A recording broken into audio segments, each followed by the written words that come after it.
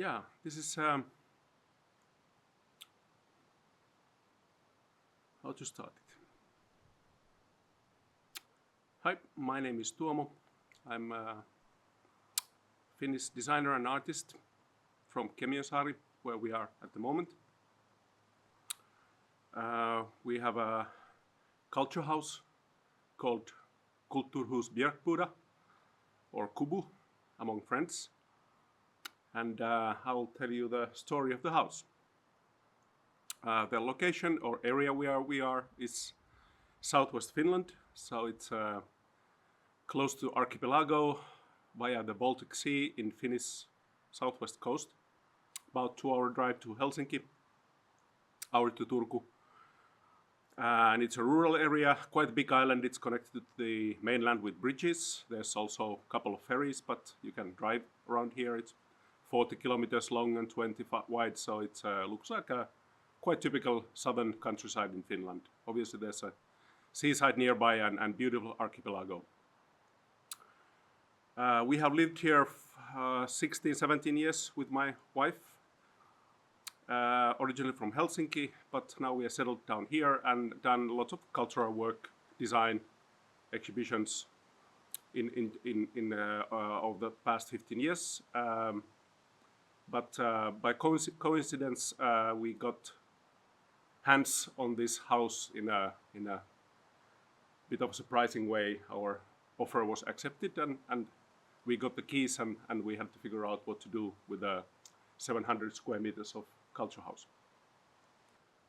Luckily, we had a lot of friends in the area that immediately came to our help of planning it and doing basic renovations. So this happens in 2022, early in the year, just when the COVID was kind of fading out in Finland.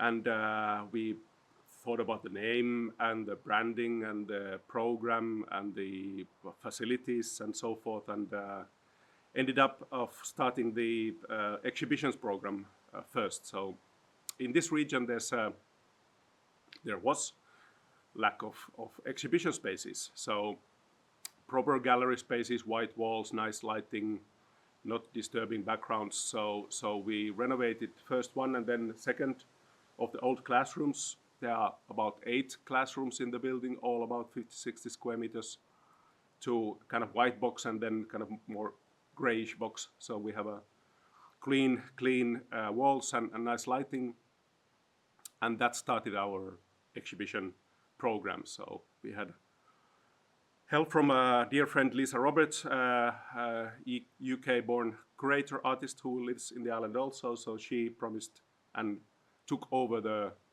contemporary art program for the first year, 2022.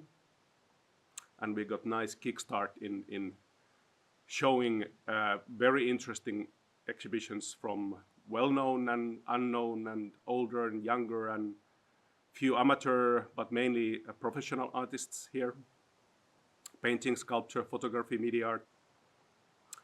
Besides that, the Adult Institute, meaning the after-school classes or elderly exercises from dancing to handicraft, they returned gradually to the school. So we got more spaces back in the public use. We have a small cafe there. It's kind of pop-up model cafe, so more or less anybody can run it. We have a really nice gymnasium, like a mini sports hall with a stage that can host parties and dance classes and festivals. We have a full upstairs full of workshop rooms. There's a woodworking hall or kind of studio. There's arts and crafts room. There's a kind of co-working space. There's a meeting space. So we can host various events here and also have a dedicated program for various workshops and courses. If there's one general idea of the house, it would be that as it's been a school for 110 years, that this building, this area, could be place for education next 100 years, where we can discover through with the needs from the community that what they want to learn, what we altogether think we are required skills in the future, how we can help with the local very excellent school system now here in Finland. But what's missing there is some kind of newer skills or older skills or kind of reflection on what's happening in the world, so we can extend or add to that education you get by default in Finland. So place for learning, place for discovery, place for surprises. We are independent. We can take risks. It's we are kind of funded by a little bit of the rents from the exhibitions, a little bit from the cafe, a little bit from the workshop program, few grants. So it's a kind of multi-legged financial system. So it's as anti-fragile as it can be at the moment. So we can do something maybe some other institution cannot do. The plan for the coming years, this is now our third summer. It's August now, September, sorry. It was an amazing summer. We had a few thousand of visitors over the summer months.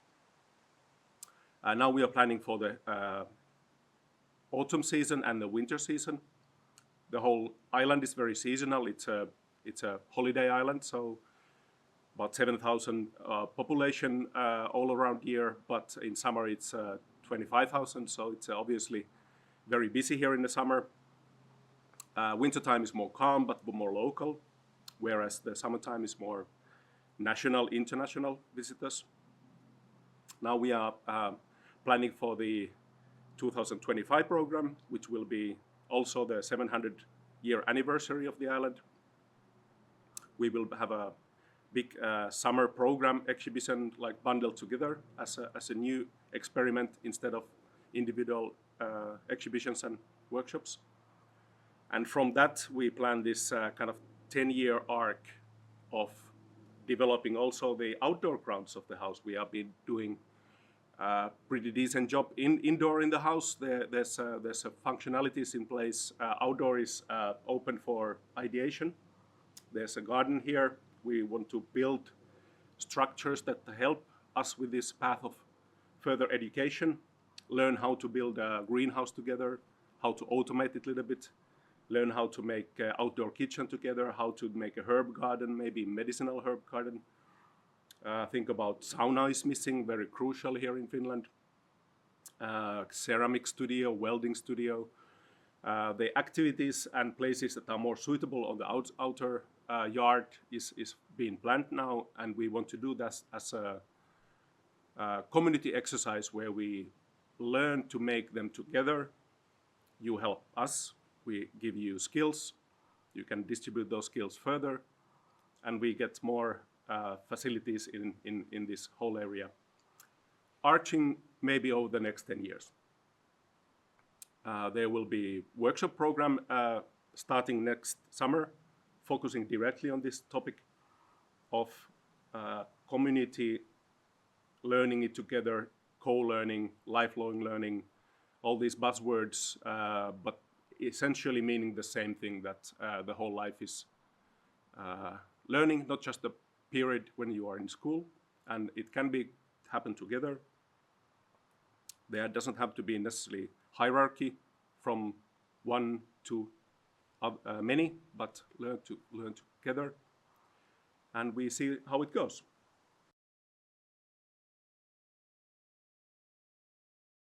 Cultures 2 is a workshop series on cultural exchange, even cultural hacking. We were interested in discovering the similarities and differences between, in this case, Finnish and Taiwanese culture, countries quite far apart. And what happens when you start remixing some recipes or rituals or traditions between two very different cultures. The name Cultures 2 comes from the idea that the gathering around making food together, cooking, making stew, is a nice way to bring people together and share those stories and traditions.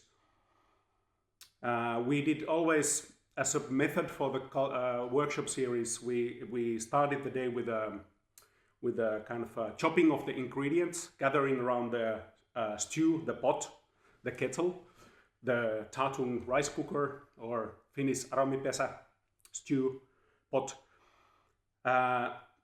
Make the start of the food, put it in the boil, and during the whole day, when the food slowly matures, we share ideas on different aspects of those two cultures. The first culture stew took place 2019 in Taipei. I was invited there by Dimension Plus for a 3-day workshop. I had prepared few different recipes, some ingredients I brought from Finland, a few ideas for some traditional crafts, what we could try out with a Taiwanese participant audience. And during 3 days, we did a mixed version of the Karelian stew, Finnish traditional recipe, the Finnish pea soup, which in Finland is salty or kind of savory recipe, and in Taiwan it's sweet. We did inks. We made kind of a suit drawing ink together, tried some printing inks, and collected these to small booklets for later kind of sharing. And that was a very nice and successful experiment. In return, we wanted obviously to bring the Taiwanese team to Finland. We tried that to 2020, but due to the pandemic travel restriction, that wasn't possible. So we decided to do the online remote workshop where there's a group of participants in Finland and a group in Taiwan, and the video wall link video conferencing technique combines these two rooms together. And we had a very nice workshop, mostly led by the Taiwanese team on herbal remedies, traditional healing methods. We did a bitterness test where we brewed different bitter teas and compared the cultural perception of how we perceive bitterness differently, make nice charts out of that, and once again put them in a booklet format for later sharing. And now, finally, this year, 2024, we got the Taiwanese team to Finland for real. In this July, Dimension Plus team of 5 spent a week here in Kulttuuriset Virkuda. The theme of the 2024 Culture Stew was traditional marketplace. How when we gather for grocery shopping in the traditional shops, the stalls in the village market or harbor, those are also kind of a social spaces, places for exchange of the latest news and the rumors and the gossips. And the Taiwanese team had prepared nice videos of their experiment in Taipei. We did small visit in local farmers market here in Kemiosari, and part of the workshop, or the workshop part of the culture stew, was around blood food and connecting that to the AI bias of cultural differences and the challenges of cultural bias in AI datasets. So the inspiration from the Taiwanese team started from the discovery how incorrectly the traditional big blood rice cake recipe is imagined by Midjourney or Stable Diffusion datasets. That the images that come from out of that prompt is completely wrong. And part of the workshop was to gather imagery from local Finnish blood food recipes and label them and teach the AI model how the traditional Finnish blood food recipe, for instance, blood pancake, should look like. So this project batching was conducted once here in Finland, and hopefully we'll have lots of various iterations in the future, so we can all help together teaching the AI with these biases. So Cultures 2 has been connecting Finland and Taiwan now 3 times. Hopefully there will be now a next one in Hong Kong in November. And we see how the cultural exchanges around having the slow-cooked dinner as a performance it brings us together, basically.